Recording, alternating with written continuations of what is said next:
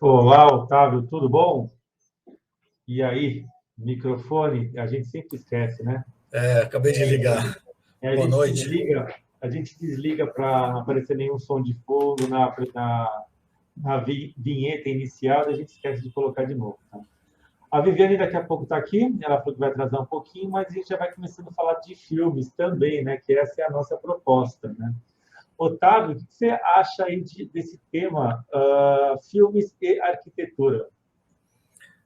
Esse é um tema bem vasto, assim, muito interessante, né?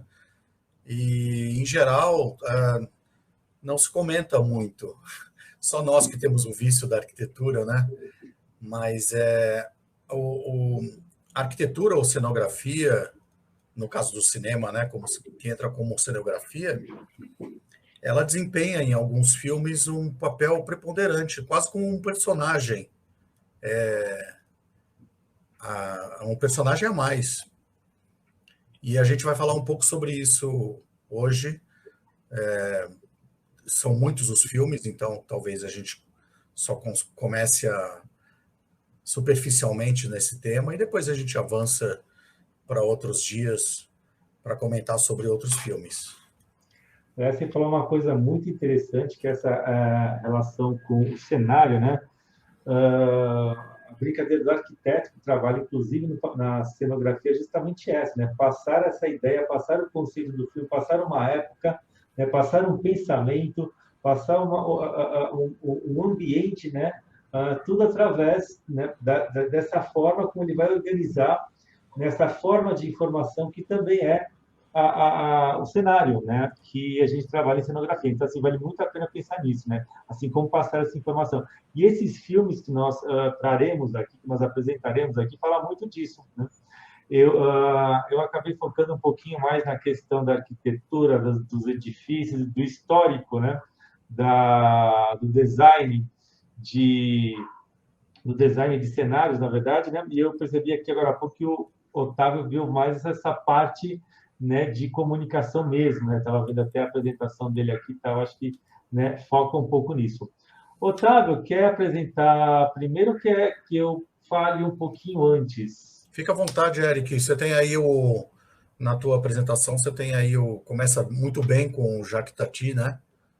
Exato. Que é Aliás, bem né, legal. você tinha falado desse filme também, e realmente esse filme é fantástico, né? E pensar que ele é de 1958, e ele faz uma crítica fantástica em relação à arquitetura, principalmente em relação à arquitetura moderna, né? E ele pega muitos pontos, né? Depois, eu acho que o Otávio também concorda com isso. Cara, ele pega muitos pontos que a gente pensa hoje em dia em relação à arquitetura, né? Então, acho que a primeira foto que eu tenho aqui, essa questão do design, né? Se ele é de fácil uso ou não, né? Poxa, o que será que é mais importante, né? Você ter um negócio que, entre aspas, é bonito para quem está vendo, né? Ou que realmente ele seja de fácil uso, que ele seja confortável, né? Até uma questão ergonômica, né? Que a gente trabalha em arquitetura aí, que eu acho que tem tudo a ver também, né? Não sei se, né, o Otávio falou. Eu gosto muito dessa cena também, eu tenho certeza que o Otávio vai falar sobre isso também, cara, que é o Jacques Tati, que é o diretor, né, do filme, que também é o personagem principal, que é o Monsieur Rouault, né? Ele brinca muito com essa questão da casa viva, né? Ela tem um certo, uma certa alma aí, né? E que é muito, muito interessante, né? Então tem uma hora que aquelas duas janelas redondas se tornam olhos, né, da casa, né? Inclusive, né, focando em determinados lugares. Né? Então, acho isso muito, muito, muito interessante, né? Tem mais imagens aqui, mas se quiser falar alguma coisa, Otávio? Se quiser começar já com a apresentação, o Jacques Tati, ele consegue fazer uma crítica mordaz e com muito senso de humor. Isso que é brilhante nos filmes dele, né? Em diversos filmes ele aborda diferentes aspectos do modernismo, tanto a planta de escritórios com os cubículos, as pessoas trabalhando dentro de cubículos isoladas, né? Até aquela casa do Novo Rico, que é aquele senhor e a esposa que querem de todo jeito mostrar que são sofisticados, né? E a casa é cheia de trejeitos de projeto. Então, desde a promenade arquitetural para chegar, dando voltas para chegar na entrada da casa, né? A fonte, que é uma escultura metálica de um peixe, que às vezes funciona, às vezes não funciona. Os eletrodomésticos, que são louquíssimos, que são automatizados e quase nunca funcionam direito. O desejo de status, né? Tipo, tem que mostrar. Tanto é que para todo mundo que entra na casa, né, tem que mostrar o peixe, tem que mostrar não sei o quê, tem que sentar naquela poltrona que é, né, péssima, enfim. Né? Ou quando eles vão. Aliás, quem não assistiu esse filme, acho que é essencial assisti-lo, né? Porque eu acho fantástico. Tem uma coisa muito interessante, Otávio, não sei se você percebeu também em relação a esse filme, que ele faz uma questão muito interessante assim, da destruição da cidade que é harmônica, da cidade tipo que considera as pessoas como pessoas, né? Para a cidade dura, né? Que é aquela cidade com carro, que não sei o quê, todo mundo vai um atrás do outro. Tal. E a brincadeira, que eu não coloquei a foto aqui, é feita através de um muro que vai se desmontando, né? Então, essa é a transição da casa antiga, da cidade antiga, da cidade cuja a escala é humana, para a cidade do Estado. Isso eu não lembro, esse muro aí. Você não consegue caçar na internet aí Vou procurar e vou colocar. E o interessante é que todas as vezes que o Monsieur Rouleau passa nesse muro, ele vai tentando recolocar as pedras, né, do muro, né, justamente uma tentativa, né, de salvaguardar aquela cidade que é aquela cidade humana, que é a cidade onde, né, existe essa casa, onde tem um passarinho que pia, onde tem, né, uma certa questão humana ali, né? Para a cidade que são dos carros. Deixa eu ver se tem a cidade dos carros aqui. Não tem nada. Aqui, ó, que você tinha falado. Desculpa, gente. Agora que eu vi que a gente estava vendo os, né? Esse era o banco que eu tinha falado e eu achei que estava online. Pô, não sei nem para avisar, né, Otávio? Esse é o banco que eu falei, né, que é desconfortável, mas tem que mostrar, né? A casa, né? A casa que tem aí esse ponto de vista que ela é quase humana, né? Que é um caixote, Que é um que é caixote, a grande questão. Né? E olha só, ela não fica muito atrás das atuais casas de condomínio. Verdade. Olha só, a escada atrás de vidro, aquele grande pano de envidraçado que vai de cima a baixo só para enfeitar, porque não tem nenhuma outra finalidade. As janelas totalmente desnecessárias no local sem nenhum propósito, né? Exatamente. Estou procurando uma outra coisinha aqui, mas daqui a pouco eu já vou falar. Enfim, e o que eu estava falando das duas cidades, né? Que tem a cidade humana e a cidade que é fria, que é a cidade dos carros, né? Que daqui a pouco a gente vai colocar. Estou vendo se eu acho o muro aqui, ó. Esse aqui é o muro que eu falei. Deixa eu só entrar nele aqui. Deixa eu ver se eu acho ele aqui. Aqui, ó. Esse aqui é o muro que eu falei. Ó, dá uma olhada. Não sei se você lembra dessa parte, Otávio, mas sempre que o Missy Rolou passava aqui, que era a transição da cidade humana para a cidade caótica, com carros, né, desumana, ele passava aqui e colocava uma pedrinha, mas esse muro estava sempre sendo destruído, né, sem tempo para ele conseguir rearranjar esse espaço. Né? Então, olha que legal. Que é uma metáfora, né? Exatamente. Dele resistir, mesmo que desnecessariamente, inutilmente, algo um tanto quixotesco, né? Porque o tal do progresso ele não vai conseguir segurar. Exatamente. Cara, e eu volto à questão, 1958, esse filme, né? Olha a visão que ele tinha, né? Já dessa cidade opressora, né?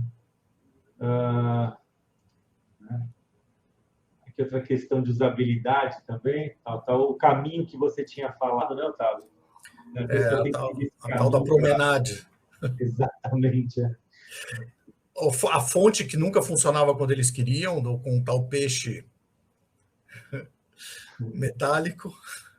Tem uma cena muito engraçada também, agora que eu estou lembrando, que não sei se você lembra dessa cena, que a esposa dá de presente para o marido um sensor fotoelétrico para abrir a porta da garagem automaticamente. Lembra que disso? Também não funciona. Eles entram em conflito com a fonte, não é? Não, entra em conflito com o cachorrinho que passa no negocinho e fecha, eles ficam trancados lá dentro. Daí o cachorro não volta, eles ficam trancados dentro da garagem, tentando sair e torcendo para o cachorrinho passar em frente do sensor fotoelétrico também. Imagina mesmo. E ela é obcecada por limpeza. Quando as pessoas saem da casa, ela vai limpando atrás, né? Vai varrendo. Exatamente. Principalmente quando vai o MC Rolô, né? Que é o irmão dela, se não me engano.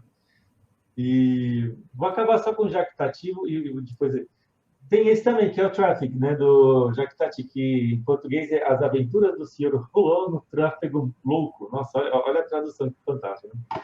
E a brincadeira disso daqui é justamente quem estava falando, mais uma crítica do Jacques Tati aí, que também é o diretor do filme e também é o personagem principal, que é o MC Rolô. Né? E dá uma olhada aí na brincadeira.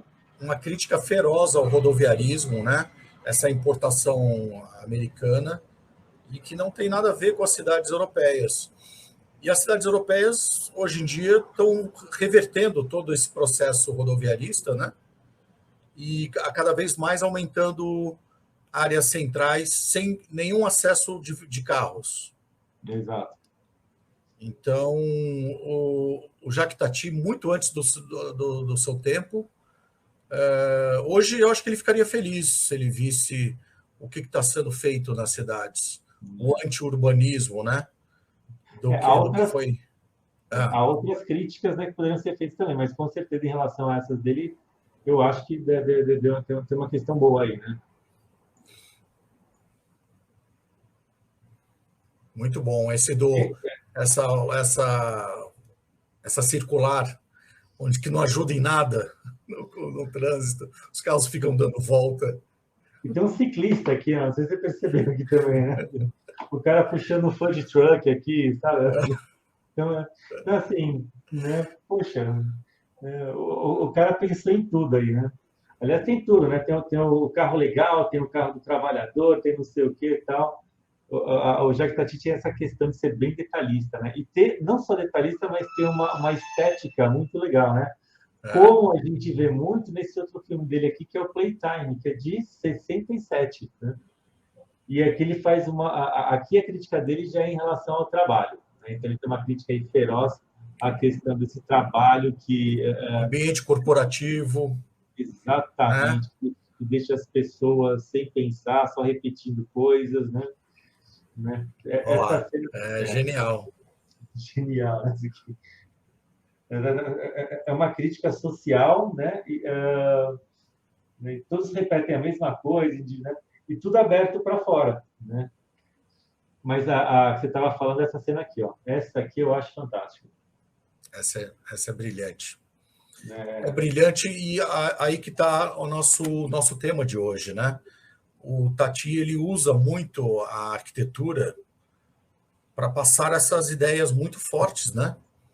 Sim. Então, ele é genial. Os filmes dele são geniais porque ele faz uso muito bem, de uma maneira muito poderosa, da linguagem arquitetônica para passar as histórias dele e fazer essas críticas, né?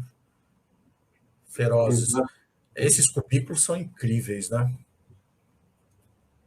Não, acho fantástico essa ideia dele. E o mais interessante é que sempre, né, o personagem dele, o MC Rolô, olha com uma cara do tipo, nossa, meu, o que é isso, né? O que está acontecendo? O que passa nas cabeças das pessoas, né? É sempre uma visão crítica, né, cara? Assim, né? Em que eles estão se transformando? Qual é a finalidade disso? Exatamente. O que eles pretendem com isso? E é sempre assim, cara. o pessoal tem que assistir o filme, porque o mais hilário é justamente, né, essa reação, né, do personagem, né, diante dessas coisas que para ele é absurdo, né? Tipo, meu, quadradinhos, cubículos, né? E o projeto é totalmente Miss. Sim, Nosso adorado alemão americanizado, né? Miss Van der Rohe, que tanta gente influenciou. Esse ambiente exatamente. estéril, totalmente, que poderia ser um laboratório de químico e não um ambiente de trabalho, né? Olha isso, né? Tipo, né, essa caixinha no meio do corredor, né? Tipo, é impressionante, né? Todos eles pasteurizados, não, todos eles tipo regulares, todos certinhos, todos, né, é, é, iguais. Acho que tem só mais uma desse. Esse é Brasília É, totalmente. Isso é claramente assim, Brasília. crítica dessa questão aí da repetição, né, dessa coisa Da Carta de exagerada. Atenas, né? Da Carta de É, Atenas, e que é uma cidade fascista, né? Eu sou criticado quando eu falo isso, mas Brasília é totalmente uma cidade fascista. não, não Ela é duvido feita não. para os carros, não é feita para seres humanos, não tem nenhuma relação com o humano. Ela é uma cidade do Estado, estatal, em que o ser Exato, humano em Brasília se sente oprimido. Ninguém anda a pé em Brasília. exato. É, Otávio, posso colocar o seu aqui também? A gente vai fazendo um vai Pode e seguir, volta não, aqui. pode seguir na tua. Né? Eu vou deixar rapidinho aqui, cara. Na verdade, assim, eu peguei um histórico dos clássicos aí, né?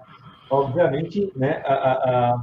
Eu esqueci agora, até vi agora há pouco, né? Mas mania de não anotar, o designer, né, que fez todos esses edifícios do Blade Runner.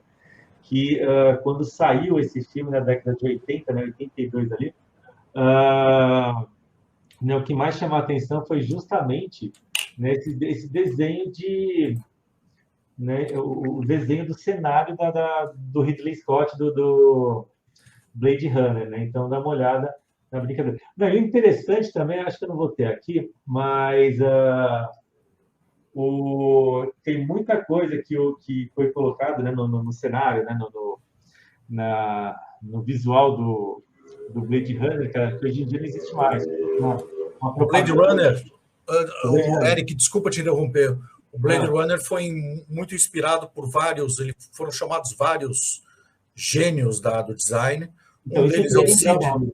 Um É, deles é o Sid Mead, que era um sim, gênio de design futurista, SYD MEAD, Sid Mead, e ele tem desenhos absolutamente geniais. E outro é o Moebius também, que foi a moeda, chamado sim. para fazer alguns dos conceitos.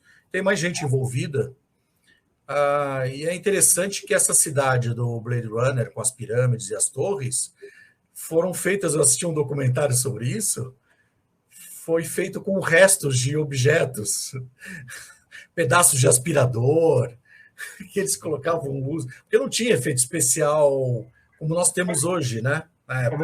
Mas você falou que tem muitos filmes de ficção que foi isso também, cara. Star Wars, né? Tem um monte de vídeos aí que mostram que realmente eles foram pegando coisas desse telefone antigo, torradeira, não sei o que, tá, e foram colocando uniformes, né?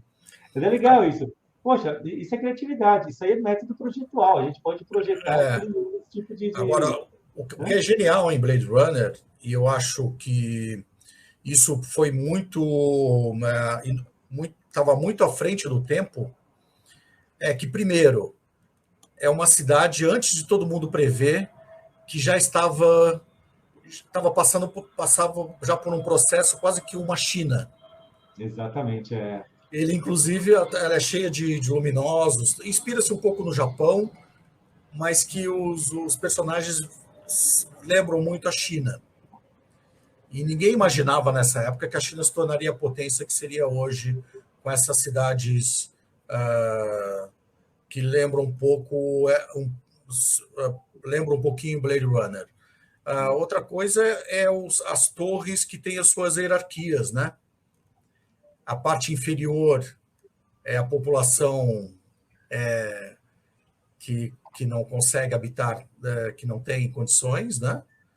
a maioria da população, e no topo dos edifícios pirâmides e das torres mora a elite, que quase nunca tem contato, que percorre a parte superior das torres através de naves, helicópteros e jatos, aviões, e nunca vai ao chão, nunca vai lá na parte de inferior, né?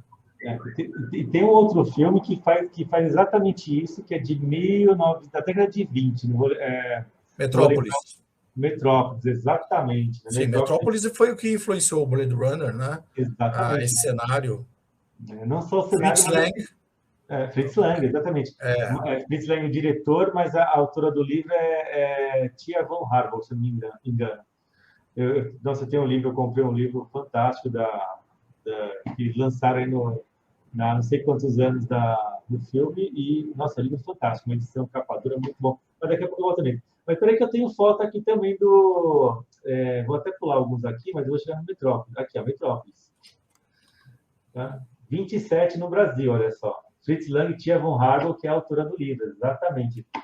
E olha só já a ideia que eles tinham, né? Exatamente isso que você falou. Né?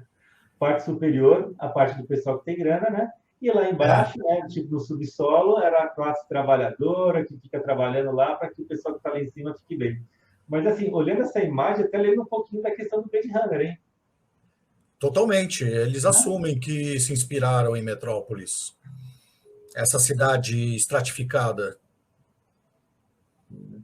Então, Tanto é que o Moebius também, que é um dos designers, né, de Blade Runner, ele se inspira em várias produções que ele faz, onde a mais famosa, que é um dos livros que ele ilustrou, que é o Incal, sei lá, não sei como. Você chegou a ver essa série de... Eu tenho Incal, lógico, né? Aliás, vamos marcar uma só de quadrinhos e arquitetura, né? Tem vários autores. É genial. É uma outra cidade, ele também faz a cidade totalmente hierarquizada, estratificada, em que lá embaixo ficam os esgotos, os mutantes, exatamente, os restos, os marginalizados, e tudo acontece ali nos subterrâneos, né? Então, essa Metrópolis de Fritz Lang é bem nova-iorquina, né? Que foi a inspiração dele na época. Sim. E volta a questão, vamos falar sobre quadrinhos depois também, viu? Olha aqui, ó, esse aqui também é do Metrópolis. É uma pintura, né? Não, sim. É um matte painting. Mas assim, a concepção, né, gráfica já era muito legal, né? Genial o projeto dessa torre, né? Exatamente. Que é uma mistura de Art Deco com uma coisa meio opressiva, meio racionalista, né? Muito legal. Tem mais uma aqui, que é, aliás, esse próximo aqui, não sei se você vai conhecer esse daqui, você deve conhecer, lógico que vai, que é Brasil, o filme, que é do Terry Gilliam, é isso, Terry Gilliam, exatamente. É um filme absolutamente genial, esse filme. Genial, O Terry Gilliam era de um grupo de teatro, aí fazia comédia, né, que era... Aliás, fez Monty Python? Monty Python, tem vários filmes fantásticos deles, né, o Monty Python, e quem não conhece, aí vale a pena acompanhar. Monty Python, né, e um dos integrantes era justamente o Terry Gilliam. E, cara, a concepção também gráfica, de design, né, desse filme é fantástica, né? Não só isso também, né? Todo o conceito do filme é muito bom, né? Tipo, né? Aliás, eles brincam muito com a história do bug, né? Do problema que pode ocasionar. Ele é totalmente orwelliano, né? O filme em que a arquitetura, que é essa cidade opressiva, a burocracia. Exato, é uma coisa totalmente opressiva. E ele mexe tem uma hora que ele mexe no sistema de ar-condicionado dele, ele não podia mexer. E aparece lá o técnico do ar-condicionado, que tem muito poder, que é um cara do Estado. Mas o que acontece lá que é o pior É a mosca que cai no sistema bug, de... literalmente o bug, né? É, Então, assim, realmente é muito, muito interessante esse filme. Vale a pena também assistir. Eu não achei aqui, mas ele tem uma imagem muito legal desse filme. Eu não achei foto aqui na internet, né? Né, eu lembro dele. Mas a estrada, na verdade, é um uns corredor outdoors. fechado de outdoor, exatamente. Ou seja, né, tudo que está depois do outdoor é tudo só lixo, não sei o que, tal, tal. E a pessoa anda, né, numa estrada que tem outdoors super bonitos e você não vê o que está atrás do outdoor, né? Só vendo o que querem que você veja. Exatamente isso, né?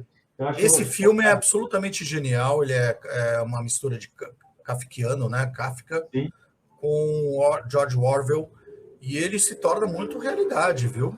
sim, sim. Ah, eu acho que nós caminhamos a passos largos, eu posso estar enganado, mas caminhamos para nos tornarmos cada vez mais reféns de estados poderosos Sim. por causa da tecnologia. A tecnologia, o Estado hoje em dia, mesmo os democráticos, supostamente democráticos,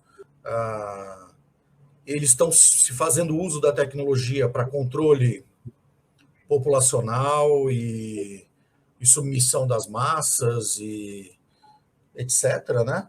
Então, cada vez mais nós vamos ver o fim das liberdades, como nós as conhecíamos, e estados cada vez mais poderosos utilizando-se da tecnologia. A tecnologia não vem em benefício das pessoas, que nós vimos em Metrópolis, por exemplo, Blade Runner. A tecnologia ela não caminha para a libertação das pessoas, ela não vem em benefício. Por quê?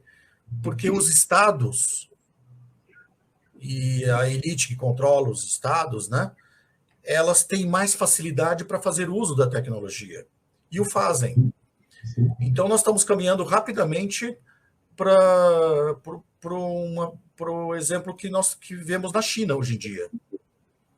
Com controle populacional, através de várias tecnologias, né? Ausência completa de liberdade, ilusão de democracia, né? É. Então, esse filme Brasil, ele antecipa esse fenômeno. E vale a pena ser visto. Se alguém estiver nos assistindo, não sei quantas pessoas estão nos assistindo. Se não estão agora, eu vou assistir depois. Esse filme vale a pena ser visto e revisto, porque ele é de que ano, Eric? Qual? O Brasil? 80 O Brasil. Deixa eu ver que eu tenho ele aqui. Peraí. Eu acho que é 85. 85. Aliás, 85, lembrei, obviamente, você tinha falado do Orwell, né, do 1984, que é justamente essa questão da manipulação, né, do controle da população né, num nível ali absurdo, né? Ou seja, você não faz nada errado, você não pode fazer nada. Na época, o Orwell fazia crítica aos regimes totalitários, que era sim. soviético, o nazista. Ele nunca imaginou, eu não sei se ele imaginava, que as democracias ocidentais estariam caminhando de uma forma muito rápida para regimes similares ao que ele previu. Exatamente. Né? Tem vários filmes de ficção que falam sobre isso, né? Que eu acho que são realmente muito legais. Aliás, até o Black Mirror tem alguns capítulos que falam sobre isso também. E depois vou até procurar aqui o nome deles. Só deixa eu saber. Tem isso aqui que eu queria falar. Não. Contador do futuro, não. Esse daqui eu acho muito legal, assim, pensando em arquitetura. Você assistiu esse filme, Otávio? Travessia? Assisti. E eu tenho uma história sobre as Twin Towers, né? Porque eu tive lá um ano antes delas colapsarem, um ano antes do atentado. E o que me impressionou muito nessas torres é que elas, quando você está perto delas, elas tinham uma escala tão avassaladora que você não nota. Elas, por causa dessa geometria delas, você não nota a verdadeira dimensão das torres, né? Isso só se tornava evidente quando você observava Manhattan pelo lado de fora, por exemplo, no Brooklyn, e via as torres em relação aos outros edifícios todos no skyline. E elas eram tão absurdamente altas na época, né? Que lá no Mirante, lá em cima no Mirante, você sobe lá para ver a cidade, como todo turista faz, né? Subia, né, nesse caso. E você perde completamente a relação com a cidade. Você não tem mais... você podia estar a 100 metros, 100 andares de altura ou 200, não faz muita diferença, né? Mas elas... E depois, logo no ano seguinte, elas, que pareciam ser construções que ficariam lá para sempre, foram derrubadas por apenas 2 aviões, né? Exatamente, aliás, esse fato, né, tipo, foi derrubado por 2 aviões, eu acho que não vou falar que é uma obra de arte, tá, assim, mas foi uma coisa muito bem calculada, cara. Mas a gente pode entrar nisso outro dia, mas é um assunto bem legal também. Estava procurando outro filme aqui, não achei. Esse da Cela aqui, você já assistiu esse... Já na época fiquei muito impressionado com esse filme. Esse é um filme que ele traduz uma mente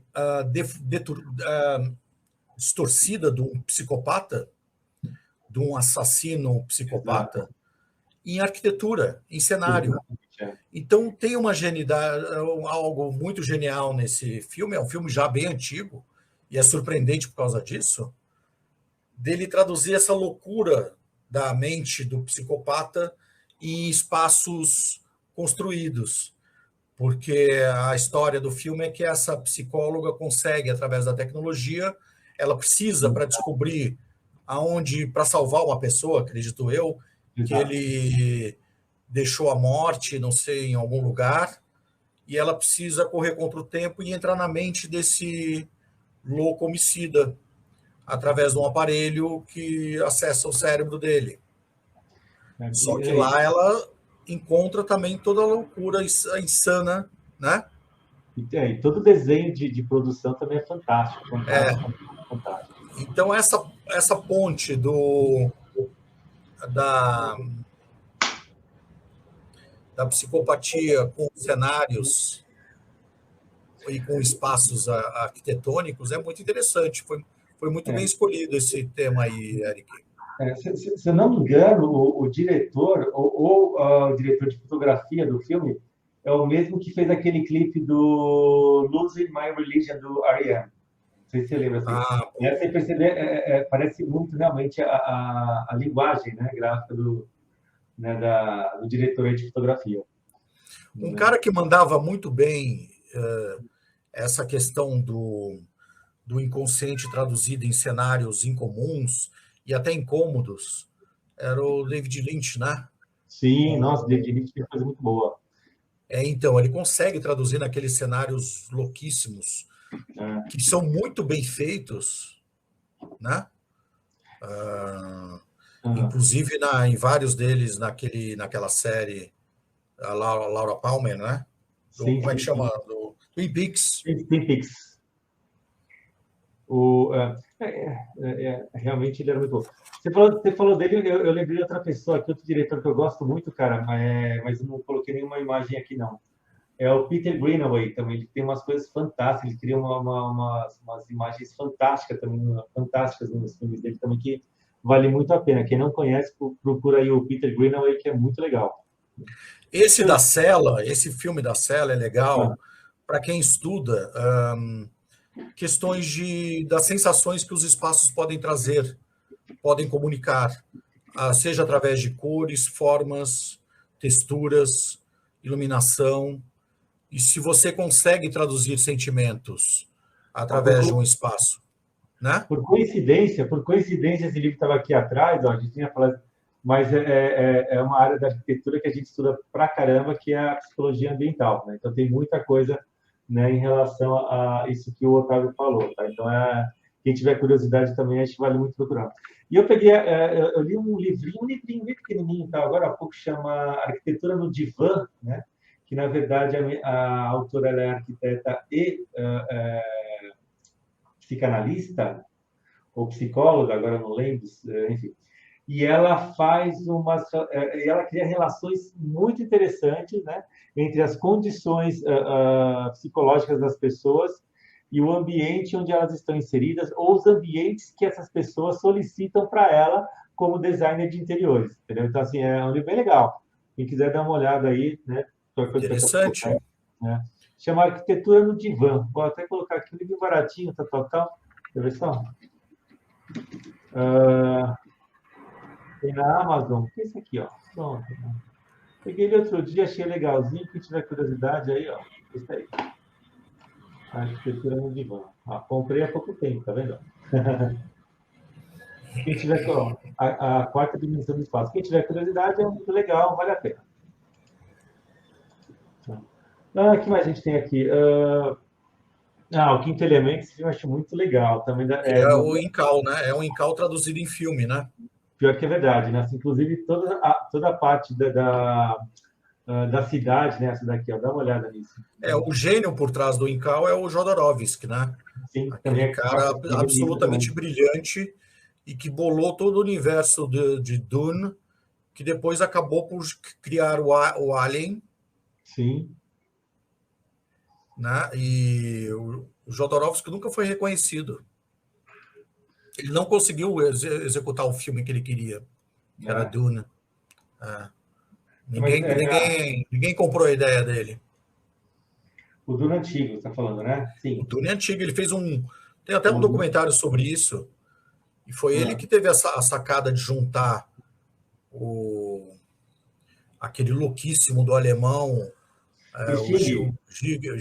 Sting. O Sting faz o cara que faz, o cara que bola aquelas formas ósseas. Não sei, você está falando H.R. Giger. Giger, exatamente. O alemão louquíssimo, aquele cara gótico, meio doidão. Ele junta esse cara, junta o Moebius, chama vários outros gênios, cara, da época. E para bolar todo mundo do Dune, que ele nunca consegue. Tem um documentário, exatamente, se não me engano, é do HBO, né? Eu assisti faz um tempo muito bom esse documentário. Exatamente, Nossa, bem lembrado. Ele produz um calhamaço todo ilustrado. Aí ele tem as ideias dele do roteiro, né? Só que ele não consegue desenhar rapidamente as ideias. E ele, então, procura um ilustrador que desenhasse muito rápido e de uma forma eficaz. Quando ele aparece o Moebius e ele vê o cara desenhando, ele conta isso nesse documentário. Ele disse que nunca viu nada igual. Ele comentava uma coisa e o cara já tinha desenhado. Inclusive com riqueza de detalhes e uma imaginação. O Moebius também ele tinha uma capacidade de desenhar mundos inusitados, né? Não sei se teve a ver com a fase dele de tomar alucinógeno, uns LSDs e tal. Porque ele é desse período, né? Né? Mas assim, a gente vai voltar e vamos falar sobre quadrinhos, cara, porque realmente essa galera, eles são muito bons. Nesse pessoal europeu aí dos anos 60, 70, realmente são fantásticos, cara. Deixa eu ver se tem mais alguma coisa aqui até. Esse não. Esse que eu queria ter. Esse aqui eu acho fantástico. Você conhece isso, Otávio? Qual é o nome original? Fogo e Paixão. Eu nunca vi esse filme, não. Tá ali embaixo o Márcio Kogan e o Exatamente. Eles não se falam hoje em dia mais, né? Você sabe, né? Eu sei. Eles não se bicam mais, não sei porquê, não sei o que aconteceu. Tudo bem, mas eles fizeram esse filme que para mim assim, é fantástico. É mesmo? Eles pegam vários pontos da cidade de São Paulo, cara, em perspectivas assim que você não espera, tal. É um exercício visual muito legal que eu deixei, inclusive, todo o senso estético dele é muito legal, cara. Mas tem aqui uma. Mas aonde está esse filme? Esse filme tá disponível em algum lugar? Não sei, mas eu acho que eu tenho ele, mas vou. Não sei. Mas esse aqui é o trailer, deixa eu ver se esse é o trailer. Peraí. Ó, dá uma olhada nas questões que ele.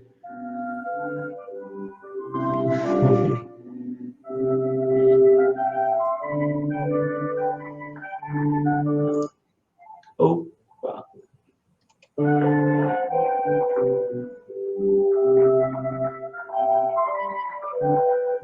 Ele pega vários pontos legais da cidade, cara. Acho fantástico, assim.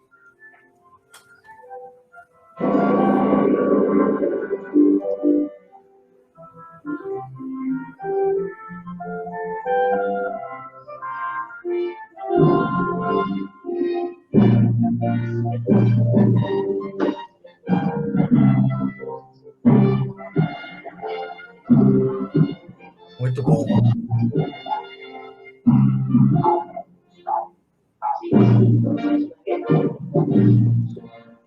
Tem muito nonsense também, né? Tem. Mas a questão estética eu acho muito legal, cara.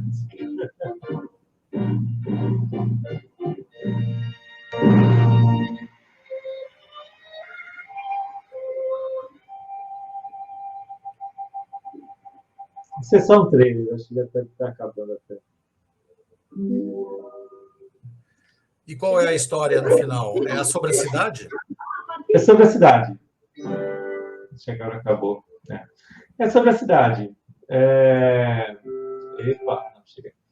É sobre a cidade, cara. Assim, na verdade, é uma coletânea de takes, né? Tipo, com posicionamentos de câmeras diferentes, né? Então, é interessante. É um exercício visual, é um exercício né, né, de perspectivas, assim, é divertido. Acho muito legal O esse filme. Kogan, ele, nas palestras dele, ele fala ainda hoje que o cinema e a arquitetura dele tão intimamente ligados. Ele, Esse ele filme usa é uma. aquela ideia do horizontal do Sim, Panavision, né, e do CinemaScope.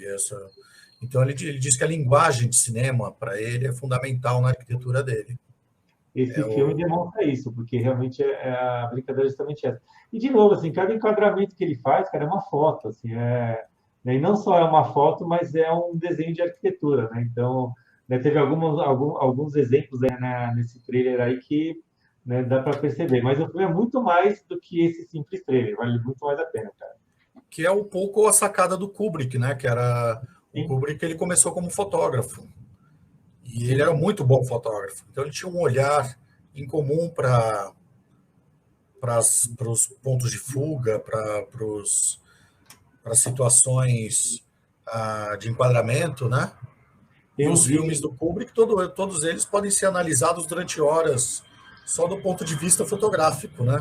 exatamente, eu não sei.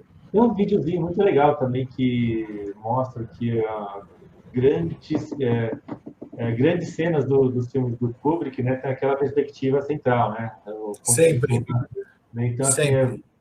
e aquilo, né, cria muito impacto no filme, né, muito impacto na cena, né, então assim vale muito a pena isso. O A Origem, né, esse aqui é daqueles clássicos, né, que todo mundo, não, arquiteto tem que assistir A Origem, né. Ok. É legalzinho também, mas também não é assim, não, né? É bonitinho, tá? A brincadeira da criatividade, né? Da mudança de perspectiva e tal, né? Aliás, o Doutor Estranho fez isso também, né? Tô olhando agora aqui, lembrei daquela cena do Doutor Estranho também, que ele vai distorcendo a realidade, né? Então, assim, é legal, é bonitinho. A origem é interessante por você entrar dentro de você entra dentro de um plano que entra dentro de outro plano e e eles todos estão interligados e que agora está na moda com essa coisa do metaverso aí, mas Exatamente. ele teve essa sacada absolutamente genial, né? Que e ele brinca um pouquinho com o mundo do Escher, que ele faz até a brincadeira lá da escada, né, com o do Escher, daquela ilusão de ótica do Escher. E lembrando que acho que no final desse mês a gente vai falar sobre metaverso também, né? Então, né, já Boa. anotem aí que na última quinta-feira do mês nós vamos falar sobre metaverso também. O... Acho que a minha acabou aqui, eu fiz um resumão. Tem alguns outros que eu pulei aqui, mas meramente para constar, que você tinha comentado também, que é interessante, essa sequência de filmes aqui do Koyaanisqatsi. Opa, acho que eu passei. Aqui. Né? O Koyaanisqatsi, né? E esse último que é o Noah-Niqatsi. Nossa. Que na verdade, você assistiu esse último aqui ou não? Esse aqui? Não. Então, esse também Deveria? Então, eu não assisti também. Esses dois aqui são clássicos, né? Tipo, eu lembro quando eu estava na faculdade, né? Já tinham lançado, não tinham lançado não. Na verdade, na faculdade, aliás, em 83 não estava na faculdade não, foi bem depois, tá? Mas assim, eu lembro que eu assisti esses filmes na faculdade e o interessante deles é realmente essa sequência de imagens, né, que o diretor faz, esse Godfrey Reggio. Ah, E, é. né, então, assim, as sequências de imagens são fantásticas, né? Que é um É sistema no, de fotografias colocadas lado a lado para gerarem um filme e acelerarem o conceito de tempo, né? Tem um sim, nome para isso. Já é, lembro. Frame não e, sei o quê. e a sequência é interessantíssima, né, cara? O cara pega cenas do mundo inteiro, né, cara? Tem até a cena clássica que era ali do norte do Brasil, que tinha mas como chamava? A Serra Pelada, né? Tem uma cena Serra também de Serra Pelada, Pelada, é. né? Que Ele é fez clássica, filmagens ali né? absolutamente geniais. Exatamente, é. Esse último aí eu coloquei, mas eu não assisti ainda, né? Que é de 2002, Vida como Guerra. Aliás, o título é muito bom, hein? E o Koyaanisqatsi, ele, na época que eu assisti, eu fiquei completamente hipnotizado. A primeira coisa que eu fiz foi sair para comprar o disco do Philip Putz, Glass. é isso que eu ia falar, do Felipe Glass, exatamente, cara. Aí minha prima estava lá em casa, né? Ah, E aí eu pus para ouvir, né, na minha vitrolinha lá na época. Era disco de vinil, tá, gente? Muita gente não deve. Voltou à moda, né? Então o pessoal acha que a vinil, o que é geração isso? não. Não sei o que é Hã? isso. Não sei o que é isso. Brincadeira, acho que sei, né? Aí pus lá na minha vitrolinha e a minha prima estava ouvindo no quarto ao lado. Ela estava passando férias lá em casa. E ela veio ver que horror de música era aquela, do Philip Glass. Ela disse: o que está acontecendo? Isso não é música. Te enganaram, como que você comprou um disco que tá quebrado, né? Cara, eu adorava, eu adoro ainda até hoje o Philip Glass. Sim, não, É claro que isso Felipe, agora teve vários outros desdobramentos, esse tipo de música, né?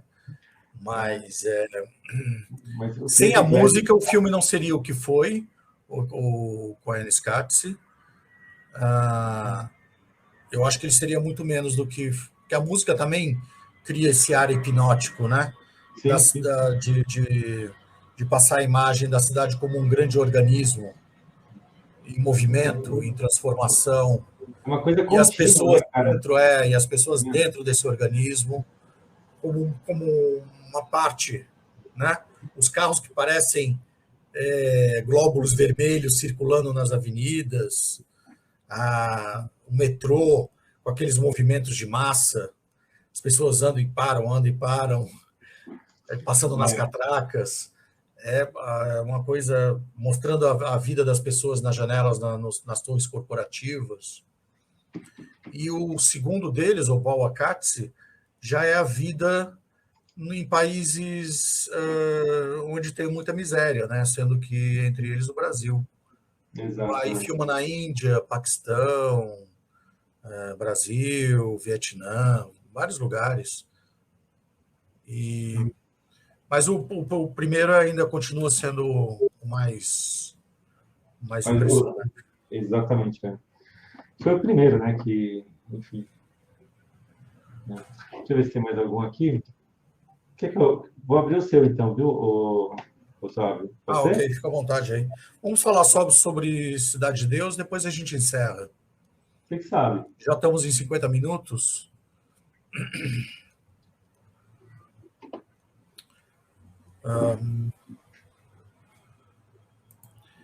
Eu escolhi o Cidade de Deus, que foi o filme que foi feito sobre um programa de habitação social que existiu, efetivamente existe, e foi um programa, um ambicioso programa, o Cidade de Deus, né? De habitação social planejado. Oi, Eric, tá aí? Estou aqui. Quer que passa? Então, se Não, quiser, não, você pode fala. deixar, pode deixar. Ah, tá. O, foi o Cidade de Deus foi um ambicioso programa de habitação social planejado que ficou famoso pelo filme do mesmo nome, mas na época de sua construção, o conceito tinha tudo para dar certo. Então, ele também é uma crítica ao modernismo, porque era aquele conceito de criar uma nova cidade, tal como Brasília, né? Que foi traçada, foi feito dentro de todos os parâmetros corretos do modernismo.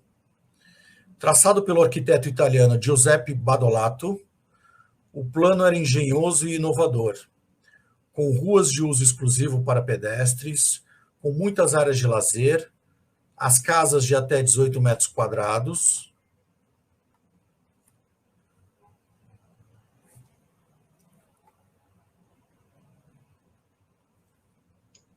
Pode passar? Previam a modificação, pode ir passando, previam a modificação e ampliação pelo morador. Já naquela época, o pessoal gosta de falar do Elemental, mas esse projeto da Cidade de Deus já antecipava que os moradores poderiam fazer modificações em suas residências. Havia também a residência comércio, onde o morador poderia montar uma loja no andar inferior. Olha só que genial isso, né, Eric? Então ele Sim. previa que o morador também podia ter, na parte térrea da sua casa comércio, um ganha-pão, como ocorre nas favelas, né? Que eles vão fazendo em vários andares, e o andar de baixo eles subalugam, ou fazem um pequeno comércio, uma oficina, um bar, o que seja. O plano urbanístico da cidade previa postos de saúde, escolas, cinemas, teatros e outras infraestruturas.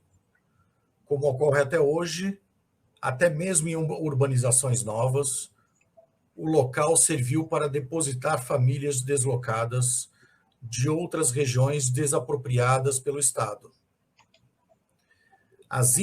Porque essas pessoas foram realocadas de favelas mais centrais na cidade do Rio de Janeiro e foram colocadas nesse local.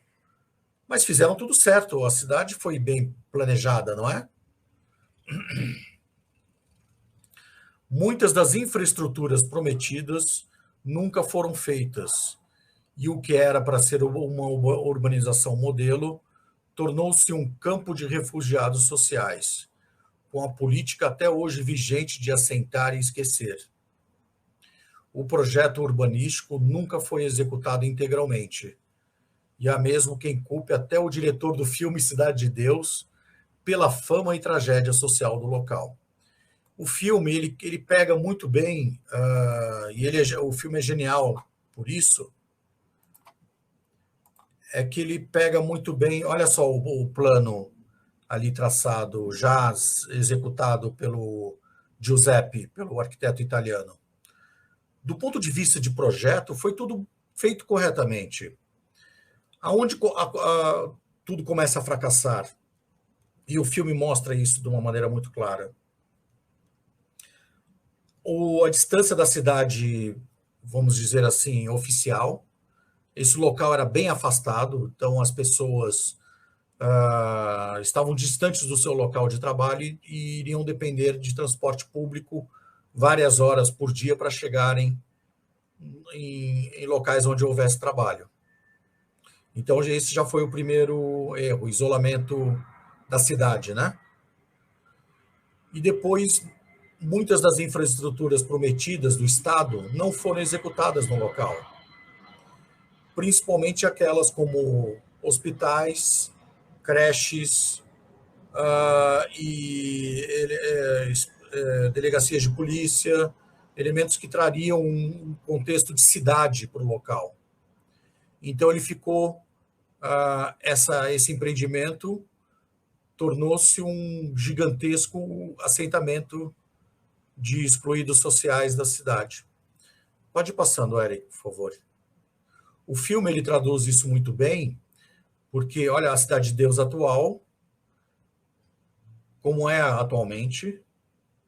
Ela é, quem vai lá não imagina que foi uma cidade planejada e que tinha as casinhas planejadas, tal como é feito Minha Casa Minha Vida hoje em dia, que é feito exatamente com os mesmos erros de Cidade de Deus.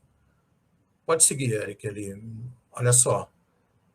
Essa é uma das primeiras imagens do filme, nos anos 60, onde aparecem as casinhas iniciais da Cidade de Deus, que nos anos 60 já estava sendo cometido esse erro de fazer essas casinhas seriadas, né? E isso, até os anos 2000 e pouco, recentemente, estão sendo feitos até hoje, nos projetos de Minha Casa Minha Vida e até o Minha Casa Verde e Amarela, por aí afora. Olha só. Aí o urbanismo, né? Das casinhas feitas todas iguais. E as populações estavam entregues à própria sorte. Alguns conseguiam trabalho, iam trabalhar para a cidade, mas havia um grupo grande de jovens que já se envolve com crime logo no começo. E é bacana nesse filme, do Cidade de Deus, é que mostra a transformação desse local fisicamente. Ao longo do filme, você vai vendo a transformação desse local, dessa urbanização de casinhas, das casinhas entregues, né, para as famílias, e sendo gradualmente tudo meio que alterado para ser transformado numa cidade favela altamente violenta.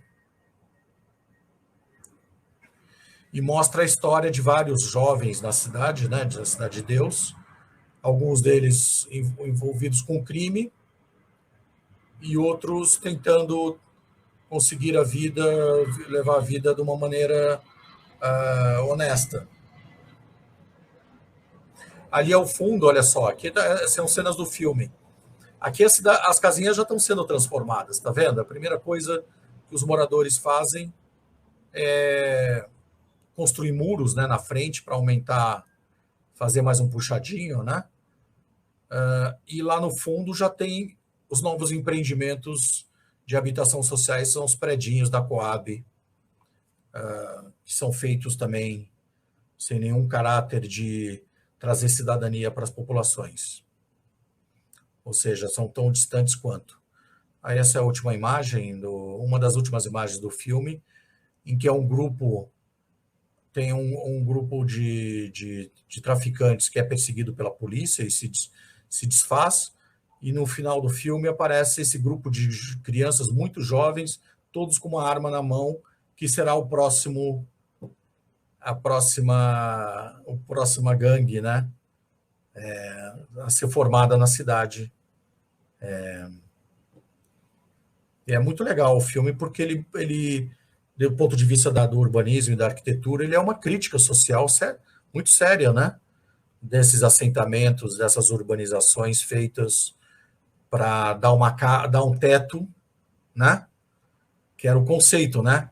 Vamos dar um teto para as populações carentes. Mas o teto não resolve o problema social. Ele, às vezes, até piora, que é o que aconteceu com a Cidade de Deus. E o filme vale a pena ser visto com essa ótica de observar. O diretor teve muito cuidado aí com esse aspecto da transformação urbana, ela se degradando conforme também as pessoas também iam se degradando e a violência aumentava, né? E o espaço urbano vai se degradando.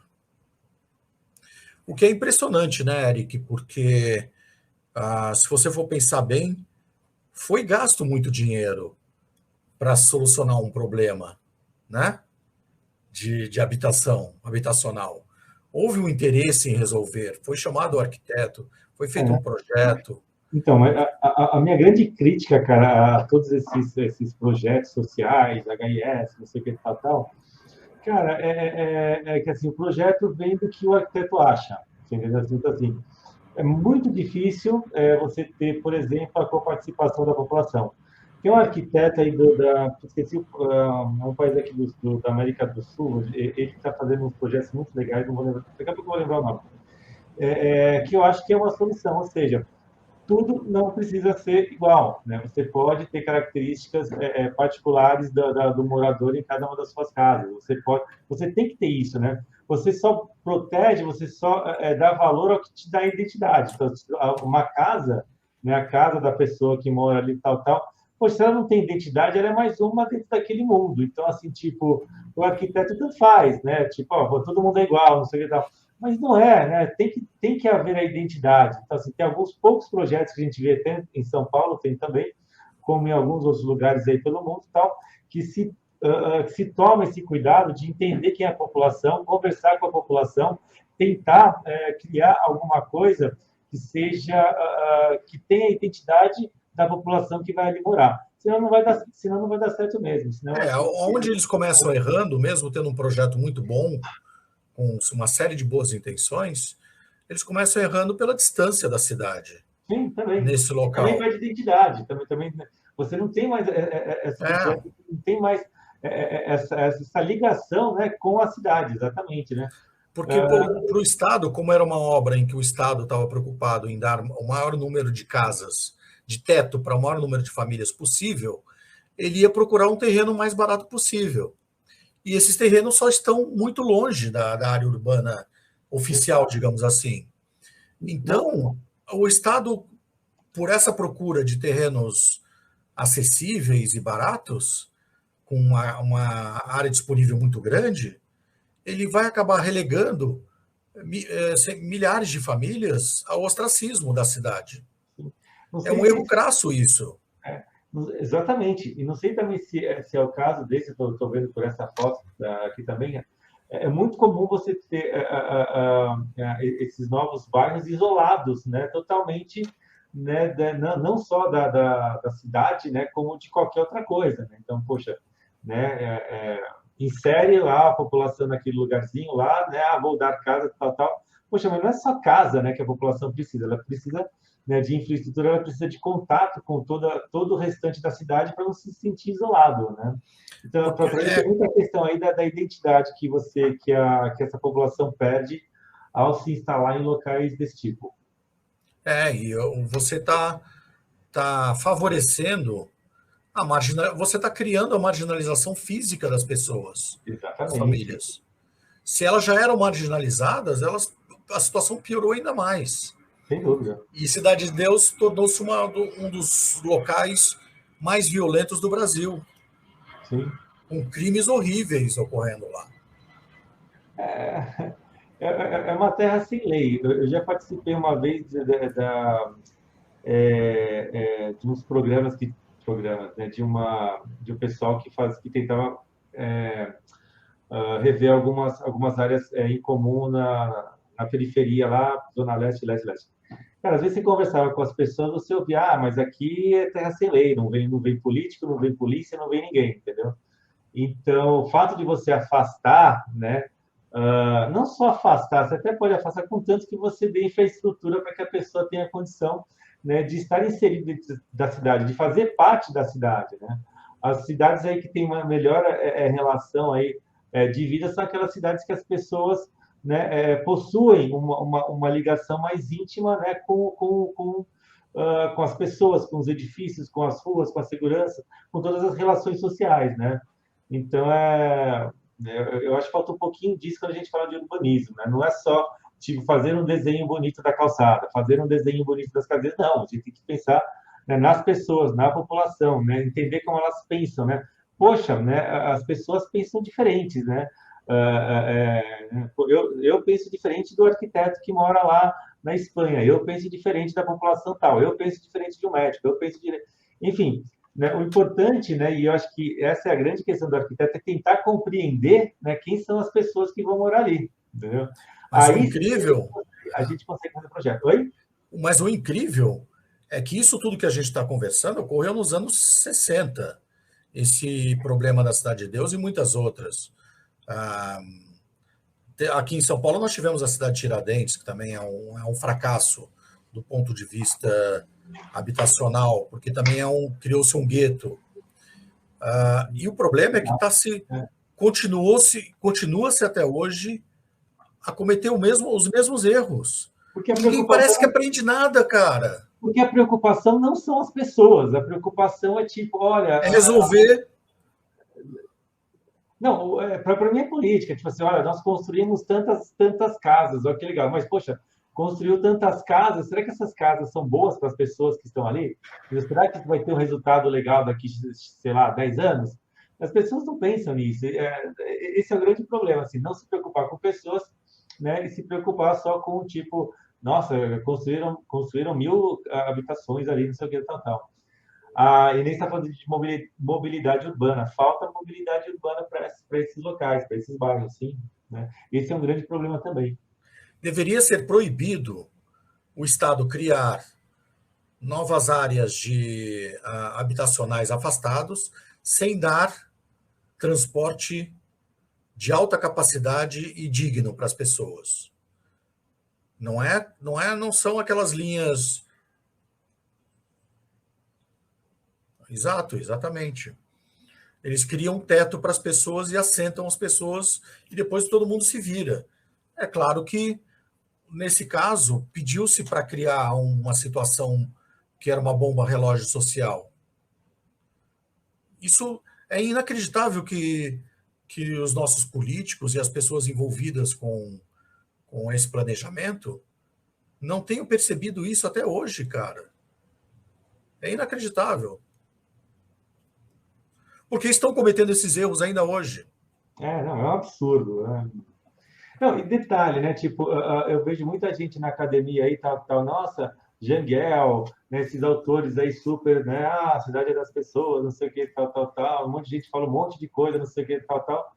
E não se faz coisa decente, cara. Você pode perceber, tem vários casos aí, né? Novos bairros aí sendo construídos para habitações de interesse social, e é sempre a mesma coisa, né? Parece que a pessoa não se atualiza, né? Ou é aquilo que a Inês falou, né? É tipo, acaba se construindo alguma coisa, né?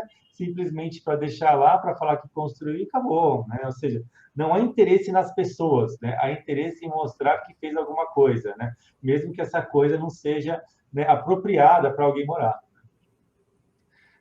Enfim, né? Esse caso aí né, do filme Cidade de Deus é fantástico. Foi boa escolha aí, Otávio. Vale a pena rever o filme. Vale.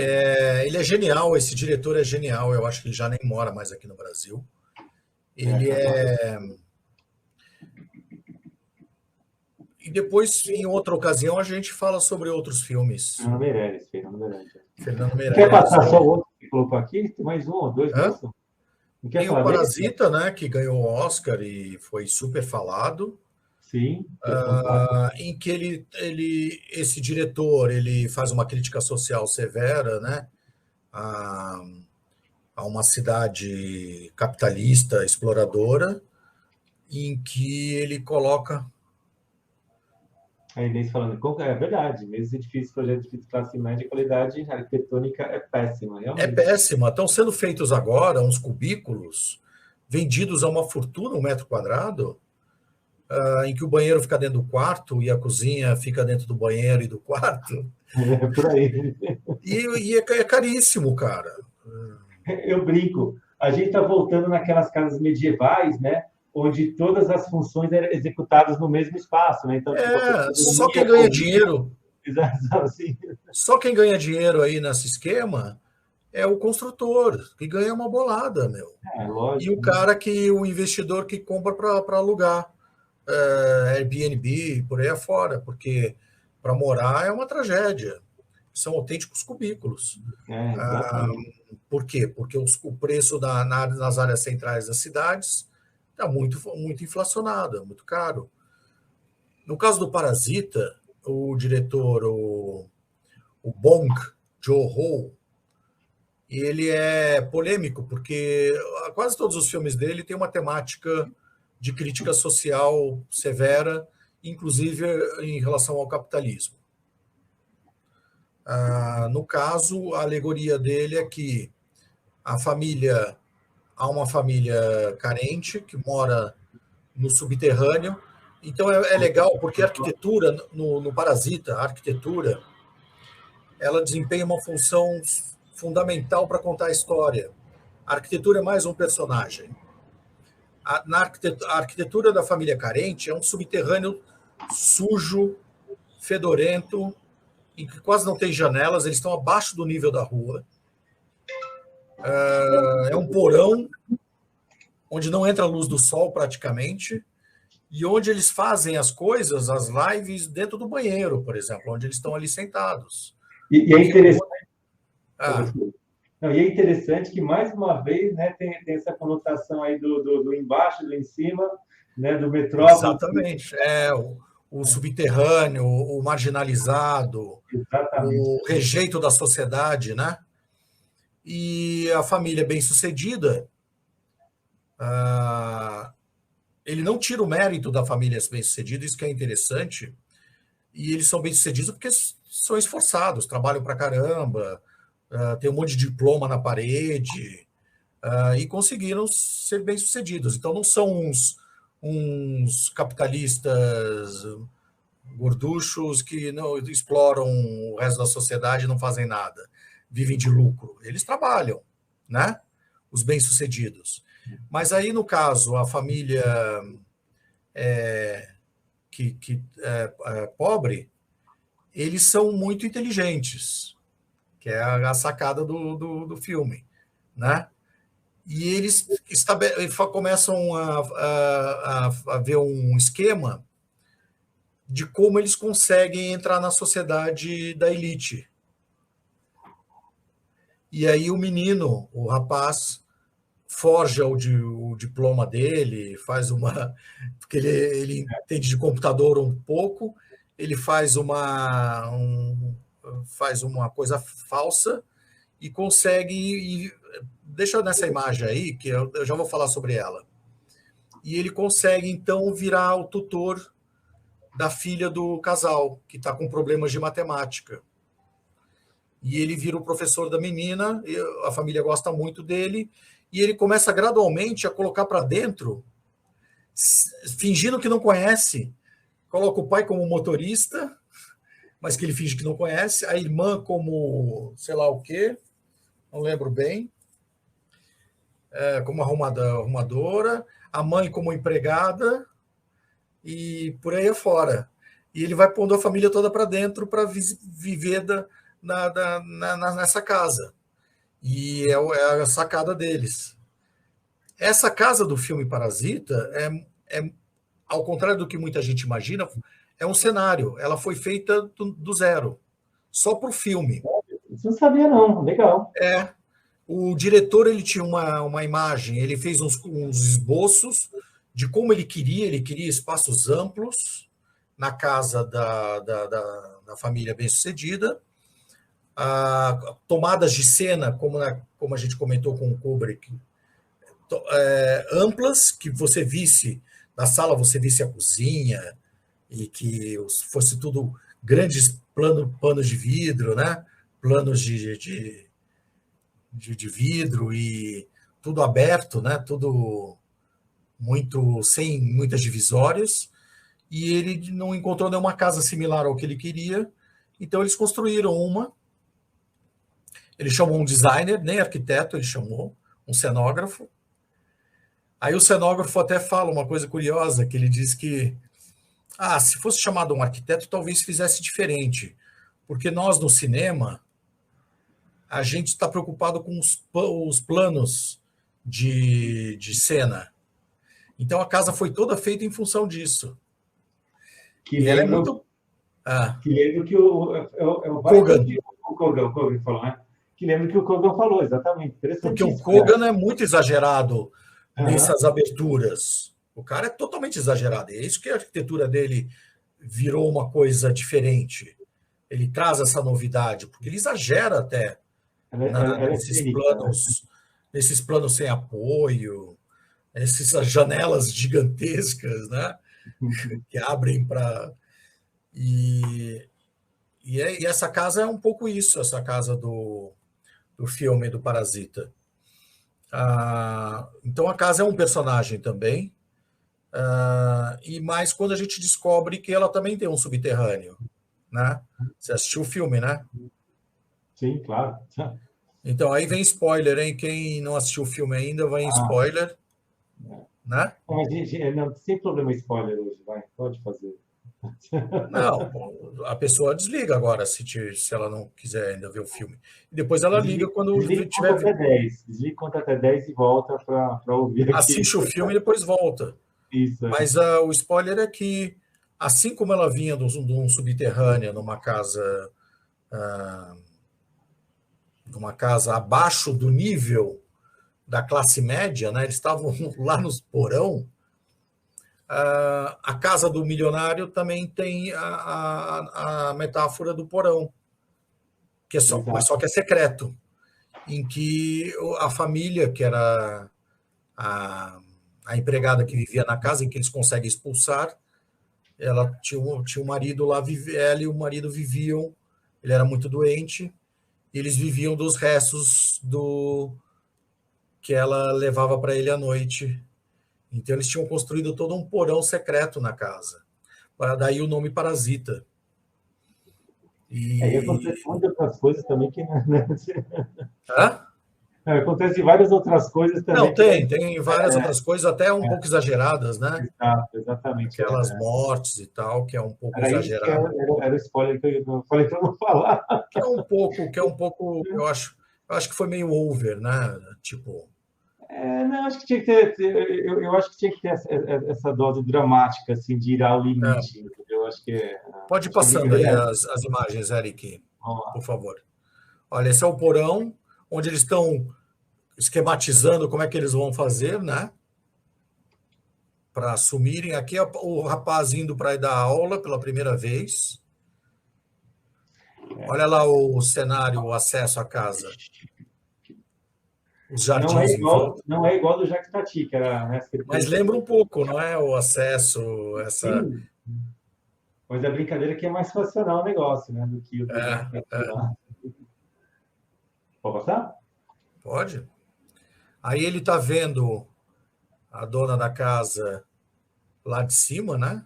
O rapaz, pela primeira, ele fica boquiaberto quando ele visita a casa, né? Ele nunca tinha entrado numa casa com essas características.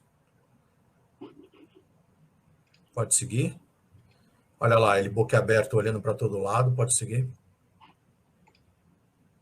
Aqui ele observando uma pintura. É claro que é uma crítica à arte moderna contemporânea, né? Sim. Aqui é quando eles conseguem expulsar, eles mentem e expulsam a empregada antiga, e ela vira uma indigente, porque ela não tem onde morar. E aqui eles estão fazendo a festa, a família viaja e eles estão se aproveitando da situação deles todos, né? Dando risada de como eles foram bem-sucedidos no esquema. Ou seja, eles estão se achando os parasitas perfeitos, mas mal sabem eles que as coisas vão... Spoiler. Esse é o spoiler. O que vai acontecer aqui, né? Assim. A empregada volta, ela tá cheia de feridas no corpo, porque ela tem dormido na rua. E aqui já são subterrâneos, quando eles descobrem que tem toda uma área, a casa tem toda uma área subterrânea secreta que nunca entra a luz do dia. Mas que mesmo assim, a pessoa que vive lá embaixo prefere viver com os restos e sem luz do sol, sem as mínimas condições, parasitando, do que ir morar na rua.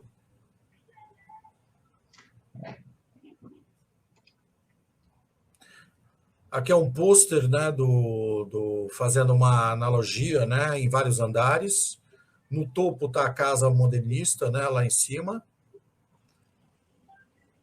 Depois tem a casa, uma das casas deles. Depois tem lá embaixo, alagado, o porão, na parte mais baixa, porque no final o porão deles alaga. E eles vão morar como indigentes na rua de novo. Pronto, por hoje chega. Depois, outro dia, a gente fala sobre a laranja mecânica. Aliás, o livro é fantástico, isso aqui, nossa. Você leu esse livro, Otávio? Eu acho que eu já li há muito tempo atrás.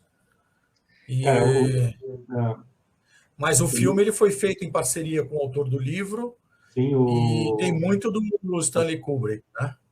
Não, totalmente Stanley Kubrick. E o filme tem uma crítica feroz ao brutalismo inglês, ao modernismo, brutalismo inglês, que estava muito em voga na época, e ao pop, né?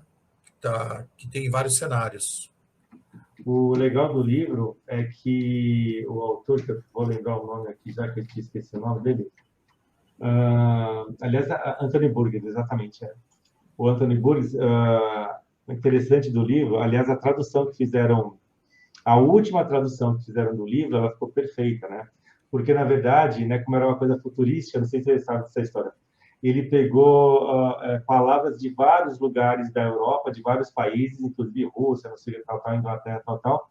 Ele falou que a ideia era que no futuro, né, existiria essa globalização, então as línguas iriam se misturar, né? Então tem muita coisa... Os tais dos dialetos, né, que eles falam.